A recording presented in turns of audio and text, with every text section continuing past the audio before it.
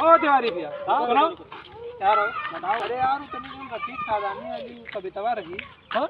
अरे कविता रफीक सादानी का। अच्छा रफीक सादानी का कविता आपका याद आएगा।